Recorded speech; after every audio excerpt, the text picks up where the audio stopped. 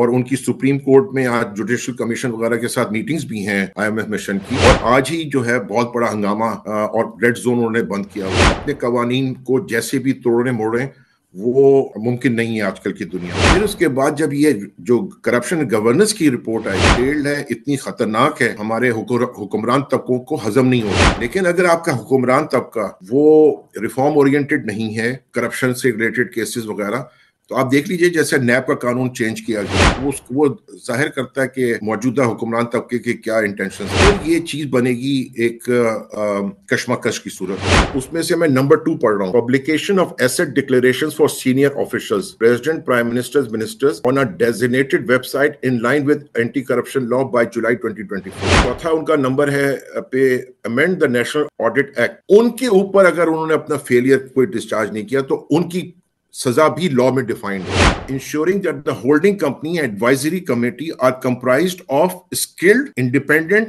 And ethical staff. فل مشن آئے گا، اس کے پاس یہ سارے ایویڈنس، اگر استثنا ملنا ہوتا ہے تو یہ مشن آتا ہی نہیں۔ گلوبل لیول کانٹیکسٹ میں جو ہماری حیثیت ہے وہ سری لنکا کے برابر ہے۔ السلام علیکم دوستو، آج کل پاکستان میں انٹرنیشنل مانیٹری فنڈ کا ایک وفد آیا ہوا ہے اور بڑا ایک طویل ایجنڈا ہے، ایک نظر ثانی اور سٹاک ٹیکنگ کے لیے اپیرنٹلی وہ یہاں پہ موجود ہیں۔ اس میں انہوں نے مختلف وزارتوں سے، جوڈیشل کمیشن آف پاکستان سے، جتنے بھی بڑے سٹیک ہولڈرز ہیں پاکستان کی پولیٹیکل اکانومی میں اور منسٹری آف فائنانس وغیرہ میں، ان سے ملاقاتیں کریں گے۔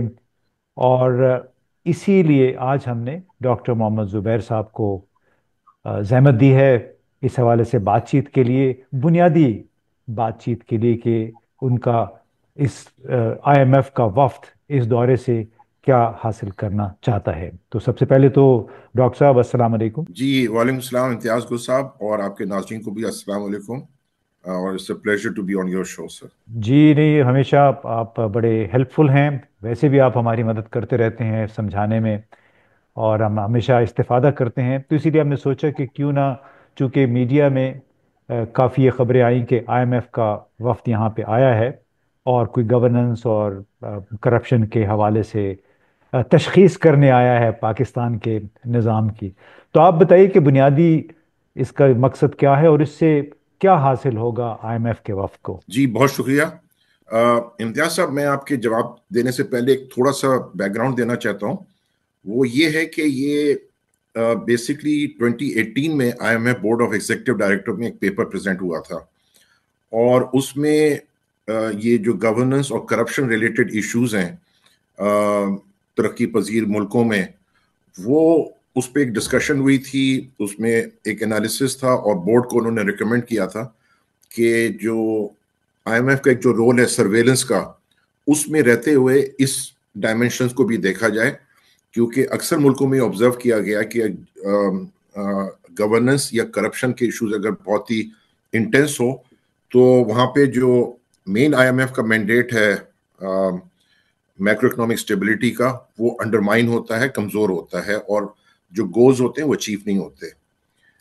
تو اس کے بعد 2018 کے پیپر کے بعد پھر انہوں نے IMF کے سٹاف نے IMF بورڈ کو ایک پریزنٹیشن دی 2022 میں، اور اس میں جو سب سے انٹرسٹنگ بات یہ تھی کہ جو سٹاف لے کے گیا تھا بورڈ کو پرپوزل، وہ تھا کہ یہ والنٹری ارینجمنٹ ہوگا کہ کنٹریز خود ریکویسٹ کریں گی ایک IMF کی technical assistance on governance and corruption. لیکن بورڈ آف ایگزیکٹو ڈائریکٹرز کے کچھ ممبرز نے یہ ایمفیسائز کیا کہ اس کو آپ کے جو فنڈ سپورٹڈ پروگرامز ہیں اس کے ساتھ اس کو جوڑ دیں، لہٰذا اب یہ جو بھی فنڈ سپورٹڈ پروگرامز ہیں ان کا یہ کمپوننٹ ہے۔ یہ تو ایک بات ہو گئی۔ اب دوسری بات یہ ہے کہ پچھلے 2-3 دنوں سے میں دیکھ رہا ہوں کہ جو میڈیا میں اور سوشل میڈیا میں ایک بہت ہائپ ہے کہ یہ کوئی اچانک انٹری ہو گئی IMF کی، یا کوئی اچانک ایک چیز ہو گئی۔ یہ ایسا نہیں ہے۔ یہ جو پاکستان نے EFF کا $7 بلین پروگرام سائن کیا تھا، یہ اس کا ایک اسٹرکچرل بینچ مارک ہے۔ تو یہ ایک یعنی ایک ریکوائرمنٹ ہے ہماری IMF کے ساتھ، کمٹمنٹ ہے کہ ہم نے اس قسم کی، جس کو کہتے ہیں governance and corruption diagnostic study کرنی ہے۔ दूसरी बात ये, अगली बात ये है कि इस मिशन ने सितंबर में आना था, किसी भी वजह से वो लेट हो गया और वो अब आया हुआ है। अब आपको मैं एक जरा सा फुटनोट की बात तो बताऊंगा वो भी कि वो ये भी क्या अनाया, वो भी क्या अमेरिकी इंतखाबात के नतायज का इंतजार कर रहे थे? नहीं नहीं, कोई कोई वजह होगी, कोई, अब मैं नहीं जानता उसको, लेकिन आप ये हुस्न इत्तेफाक कहें या डिवाइन प्लान्स कहें कि जब ईयू का मिशन आया हुआ था, अगर आप याद करें जीएसपी प्लस के रिव्यू के हवाले से, तो मिशन के दौरान जो पीका कानून था वो पास किया था असेंबली में, और उससे सारा हंगामा। तो वो जो मिशन लीडर था ईयू का, उसने ये कहा भी कि मैं तो हैरान हूं कि हमारे मिशन के दौरान आपने जो फ्रीडम ऑफ प्रेस वगैरह के ऊपर जो लगाई हैं, ये यानी इट वाज, और इसी तरह से रूल ऑफ लॉ, और उनकी सुप्रीम कोर्ट में आज जुडिशल कमीशन वगैरह के साथ मीटिंग्स भी हैं आईएमएफ मिशन की, और आज ही जो है बहुत बड़ा हंगामा और रेड जोन उन्होंने बंद किया हुआ है। तो ये मैं दो बड़े हुस्न इत्तेफाक और डिवाइन प्लान समझ। ये हुस्न इत्तेफाक है या कोता अंदेशी है हमारे हुक्मरानों की, कि बगैर सोचे समझे, चूंकि अपोजिशन को आपने उंगली करनी है, लिहाजा अपने जहन में जो आया उस पर अमल दरामद कर दिया, कतई नजर इसके कि उसके बैन अवी तरफ साइड से क्या उसके असरात आ सकते हैं। देखिए, जो जो डिवाइन प्लान है ना, वो खुद तो नहीं होता ना जमीन पे, वो कोता अंदेशों से ही डिवाइन से इंसान क्या से। मतलब है? खुदाई खुदाई इमदाद, गैबी इमदाद? ये गलतियां कर रहे हैं हम, जो जो हमें आगे चल के बहुत महंगी पड़ेंगी। ओके। हम अगर जो प्रसिस्ट कर रहे हैं, क्योंकि पाकिस्तान एक आइसोलेशन में नहीं रह रहा, उसकी एक ग्लोबल कमिटमेंट्स हैं, ग्लोबल स्टैंडर्ड्स हैं जिनको ऑब्जर्व करना है। तो हम यानी दुनिया से कट के अपने कवानीन को जैसे भी तोड़ने मोड़े, वो मुमकिन नहीं है आजकल की दुनिया में। ओके। तो बहरहाल ये मैं कह रहा था कि हुस्न इत्तेफाक है, ये फुटनोट की बात थी। अगली बात ये है कि समझने की जरूरत है कि ये स्कोपिंग मिशन है। अब ये बहुत जरूरी है कि स्कोपिंग मिशन का मतलब क्या है, और ये किसी ने तवज्जो नहीं दी। और जो, अच्छा, अब स्कोपिंग मिशन ये होता है कि जितने भी इंटरनेशनल फाइनेंशियल इंस्टीट्यूशंस हैं, वो जब मिशन भेजते हैं उससे पहले पहला स्टेप होता है स्कोपिंग मिशन आने से पहले वो अपना होमवर्क करते हैं अपने हेडक्वार्टर्स में, और वो पूरा जितना टेक्निकल लिटरेचर होता है उस सब्जेक्ट से, जो मीडिया में रिपोर्ट हो रहा होता, और प्लस वो स्पेशलाइज जो एक्सपर्ट्स हैं उस फील्ड के, उनसे भी ब्रीफ या शॉर्ट शॉर्ट रिपोर्ट्स मांगते हैं। जब वो सब चीजें इकट्ठा हो जाती हैं, तो वो मिशन का जो टर्म्स ऑफ रेफरेंस है वो डिफाइन किया जाता है। और उस टर्म्स ऑफ रेफरेंस में ये होता है कि हम किस इंस्टीट्यूशन से मिलेंगे, उनसे हम क्या सवाल करेंगे, और ये बड़ा अहम होता है कि क्या क्वेश्चंस किए जाएंगे और क्या डेटा हासिल किया जाएगा। वो फिर जो मिनिस्ट्री ऑफ फाइनेंस है, जैसे इस आईएमएफ की काउंटर पार्ट मिनिस्ट्री, उसको कम्युनिकेट किया जाता है, और वो मिशन आके जैसे वो सुप्रीम कोर्ट में मिलेगा, जुडिशल कमीशन में मिलेगा, नैब वालों से मिलेगा, स्टेट बैंक ऑफ पाकिस्तान से मिलेगा, ऑडिटर जनरल से मिलेगा, वगैरह वगैरह, ये इन सब से मुलाकात करेगा और इनको एक्सप्लेन करेगा कि हमें आपसे प्राइमरी डेटा, यानी जो आपने लॉज बनाए हुए हैं, जो आपके इंटरनल प्रैक्टिसेस हैं, कितनी हद तक आपकी ट्रांसपेरेंसी है, आप पार्लियामेंट को कितना देते हैं इंफॉर्मेशन, वगैरह वगैरह, बहुत ज्यादा बुनियादी तौर इसकी पे यह कि वो देखते हैं कि कवानीन और जवाबित और कानून के मुताबिक कितना आप काम कर रहे हैं। काम कर रहे हैं, और उसमें क्या गैप्स हैं, और क्या आपकी क्या स्टेप्स ले रहे हैं, क्या नहीं ले रहे। तो वो आके वो सिर्फ इंफॉर्म करता है। जब ये सब डेटा वापस चला जाएगा हेडक्वार्टर को, ये करेंगे, उसके बाद फिर मेन मिशन आएगा जो कि थॉरली एनालाइज करेगा, डिस्कशन करेगा। अच्छा, चलिए, ये तो तो आपने इसको, बता दिया। सॉरी, मैं आपकी बात काट रहा हूँ। मिस्र, यूक्रेन जैसे ममालिक भी इस वक्त आईएमएफ के बहुत बड़े मकरूज हैं।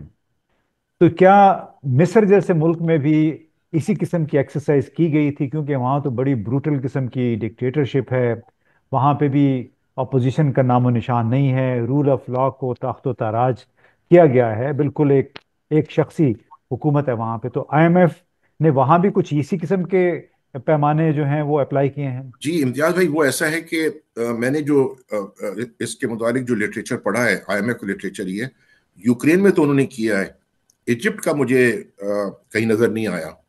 لیکن میں آپ کو بتانا چاہ رہا تھا کہ سری لنکا کے کیس میں انہوں نے governance and corruption diagnostic report September 2023 میں ریلیز کی ہے، پبلکلی ریلیز کی ہے.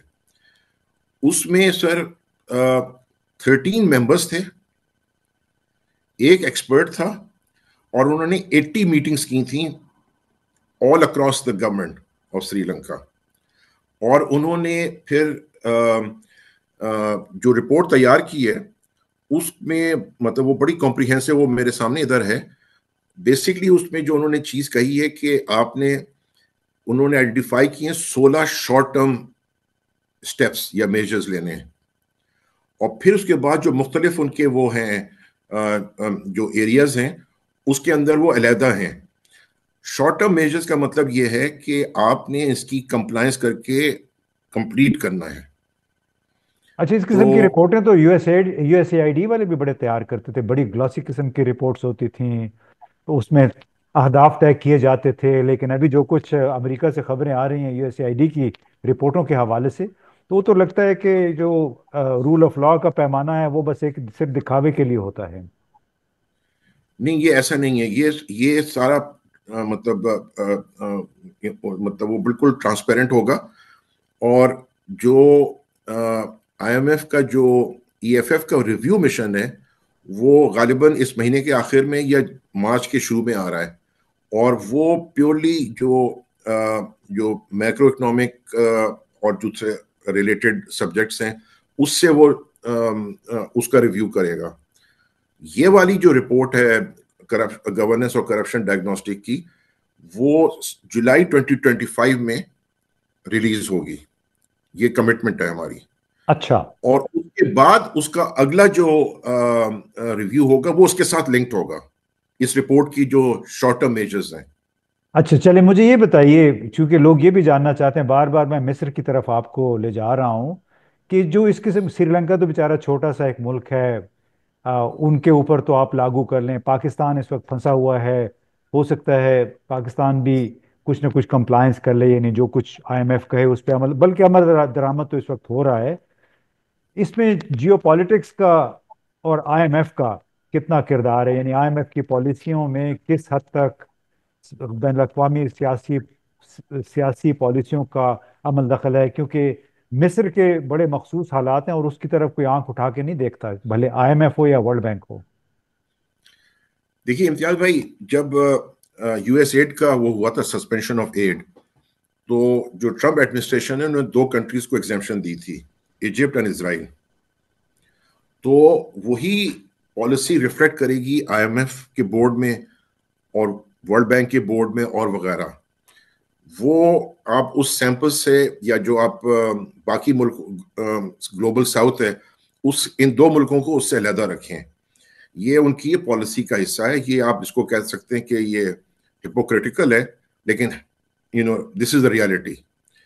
اور جہاں تک پاکستان کے حوالے سے تعلق ہے، وہ وہاں پہ جو پلے ہے، یعنی جو آئی ایم ایف کے بورڈ میں 3 میجر آپ سمجھیں کہ ایک world bank, sorry U S A along with the EU countries, دوسرا آپ کے گلف کنٹریز ہیں، اور تیسرا ہے چائنا.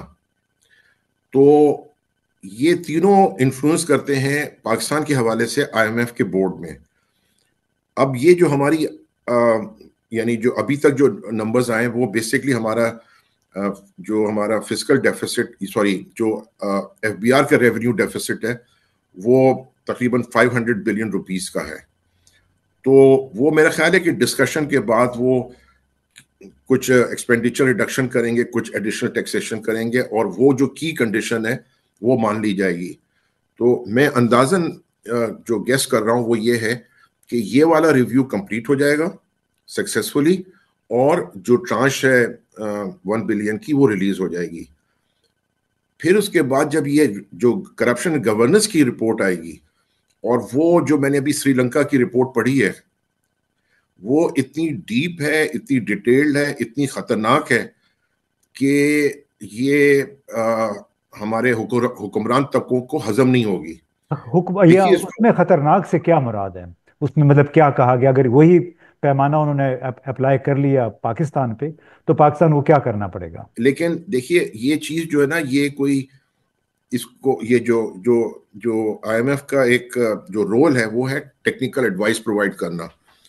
تو پہلی بات یہ سمجھنا چاہیے کہ جو آپ کا جو جو جو پولیٹیکل گورنمنٹ ہوتی ہے وہ اگر ریفارم اورینٹڈ ہے تو یہ آپ آئی ایم ایف کے ساتھ یا ورلڈ بینک کے ساتھ اور دوسرے بین الاقوامی اداروں کے ساتھ مل کے کولیبریٹولی کام کریں گے آپ، اور ان سے ان کی جو ورلڈ کلاس ایکسپرٹیز ہے وہ حاصل کر کے آپ اپنے ملک کے اندر ریفارم میجرز لائیں گے. لیکن اگر آپ کا حکمران طبقہ وہ ریفارم اورینٹڈ نہیں ہے، اس کے اپنے طبقاتی مسئلے مسائل ہیں، کرپشن سے ریلیٹڈ کیسز وغیرہ، تو آپ دیکھ لیجئے جیسے نیب کا قانون چینج کیا گیا، وہ ظاہر کرتا ہے کہ موجودہ حکمران طبقے کے کیا انٹینشنز ہیں. تو پھر یہ چیز بنے گی ایک کشمکش کی صورت میں. اگر آپ مجھے ایک موقع دیں، میں آپ کو یہ جو ہے سری لنکا کی میں آپ کو اگزامپل دینا چاہتا ہوں. اچھا، اس میں سری لنکا میں جو شارٹ ٹرم میجر جو جس کا مطلب ہے فوراً کرنا ہے آپ نے کمپلائنس، اس میں وہ لکھتا ہے 16 ہیں وہ. تو اس میں سے میں نمبر 2 پڑھ رہا ہوں. Publication of asset declarations for senior officials, President, Prime Ministers, Ministers on a designated website in line with anti-corruption law by July 2024. یہ ایک ہو گیا، مثال دے رہا ہوں میں. چوتھا ان کا نمبر ہے پہ amend the National Audit Act to enable the Auditor General to levy surcharge on officers including chief accounting officers for failure to properly discharge responsibility for oversight and accountability for use of public resources. ہم اس کو اگر اپنے context میں interpret کریں، اس کا مطلب یہ کہ جو ہمارے فیڈرل سیکرٹریز ہیں جو کہ ٹیکنیکلی پرنسپل اکاؤنٹنگ آفیسرز بھی ہیں اپنی منسٹریز کا، ان کے اوپر اگر انہوں نے اپنا فیلئر کوئی ڈسچارج نہیں کیا تو ان کی سزا بھی لا میں ڈیفائنڈ ہو. اچھا، یہ نہیں جی، مطلب یہ خالی نہیں ہے کہ لیگل آبلیگیشن کیا ہے. Failure to comply with the legal obligation of principal accounting officer should lead to conviction یا prosecution. یعنی احتساب پہ بھی زور ہے، آپ یہ کہنا چاہتے ہیں؟ Exactly اچھا، sir. تو یہ مجھے بتائیں کہ Exactly. جب آئی ایم ایف والے جب پاکستان کو قرضہ دیتے ہیں. سر ایک میں اور نہیں، جی 1 منٹ اور، ایک دو مثالیں اور دے دوں میں، بڑی جی جی، انٹرسٹنگ ہے وہ. کوئکلی ذرا بتائیے گا. نمبر 9 یہ ہے کہ امپلیمنٹ ریفارم پالیسی جو اسٹیٹ اونڈ انٹرپرائزز ہیں، ensuring that the holding company and advisory committee are comprised of skilled, independent and ethical staff. وہ آپ کہاں سے لائیں گے؟ وہ ہمارے کانسٹیٹیوشن میں آرٹیکل 62 63 تھا نا، صادق اور امین. اچھا، وہ یہ آپ بیوروکریٹ پہ بھی وہی اپلائی کریں گے پھر؟ اپلائی کریں گے. ٹھیک. اچھا اچھا، اچھا، ایک اور ہے سر، نمبر 11 amend tax legislation. یہ اب ایف بی آر والوں کو سوچنا ہے. To eliminate or restrict ministerial authority to introduce tax changes without prior parliamentary approval and ensure that such changes do not generate revenue losses.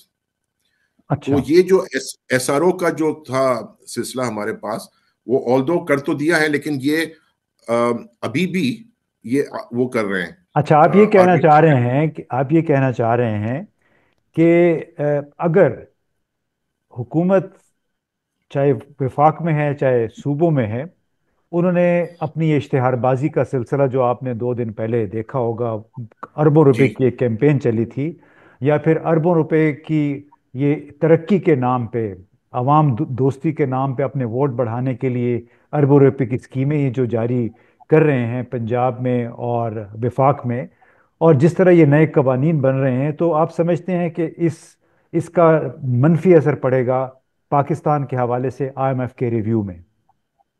بالکل.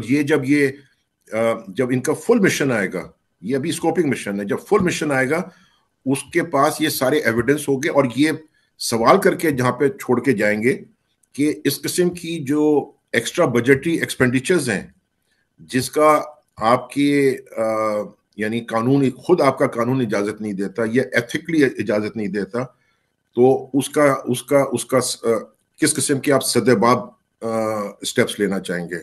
हम्म। चलें, देखते हैं कि क्या आईएमएफ जो पाकिस्तान के लिए, पाकिस्तान के हुक्मरानों के लिए तजवीज़ करेगा, उसके तहत वो ये शाही अंदाज हुकूमत है, क्या इससे वो गुरेज करेंगे? क्या टैक्सों का निज़ाम को मुनसिफाना बनाएंगे? क्या जो वफाकी ब्यूरोक्रेसी है, ख़ास तौर पे वजारत ख़जाना, उसका एहतसाब मुमकिन हो पाएगा? और क्या इस आईएमएफ के इस रिव्यू में इस बात को मद्देनजर रखा जाएगा कि पाकिस्तान में आइन और कानून की हुक्मरानी है या नहीं? हाँ, अलबत्ता अगर पाकिस्तान को भी मिस्र की तरह एक लाडले बच्चे का दर्जा दे दिया गया, तो उस लाडले बच्चे पे फिर गालिबन आईएमएफ के कोई भी जो एहतसाब के और रूल ऑफ लॉ के पैमाने हैं, शायद उनका इतलाक ना हो, क्योंकि मिस्र की तो बड़ी ख़ास वजह है, उसको इस्तिस्ना भी मिल गया है डोनाल्ड ट्रंप की तरफ से, इसराइल की वजह से। और अगर पाकिस्तान को भी इस किस्म का इस्तिस्ना मिल गया, तो फिर तो हमारे हुक्मरानों के वारे न्यारे हैं, फिर इनसे कौन पूछ गछ कर पाएगा? तो देखते हैं नहीं कि इस मिशन। नहीं, अच्छा, आप कुछ अगर कहना ये, चाहते हैं? जी जी, अगर इस्तिस्ना मिलना होता तो ये मिशन आता ही नहीं, ठीक है। अब ये मिशन आ गया है, हमारे स्ट्रक्चरल बेंचमार्क में है, तो हमारी जो ग्लोबल लेवल कॉन्टेक्स्ट में जो हमारी हैसियत है वो श्रीलंका के बराबर है, मिस्र के बराबर नहीं है। तो हमें किसी भी गलत फहमी या खुश फहमी में नहीं रहना चाहिए। ये स्ट्रक्चरल बेंचमार्क का हिस्सा है, स्कोपिंग मिशन आ गया है, इसने आगे अपने स्टेप्स लेने हैं और एक श्रीलंका जैसी रिपोर्ट निकलेगी। यानी आप बेसिकली कहना चाह रहे हैं कि हमें किसी खुशफहमी में मुब्तला नहीं होना चाहिए, हम जी मिस्र जी, के बराबर नहीं हैं, और नहीं है, बिल्कुल पाकिस्तान का दर्जा इस वक्त श्रीलंका के बराबर है। जिसका मतलब यह है कि आईएमएफ जो कहेगा, आपको मनोअन वही उस पर अमल दरामद करना होगा, वरना आपको कर्जा मजीद नहीं मिलेगा। बेशक। चले, बहुत बहुत शुक्रिया जुबैर साहब।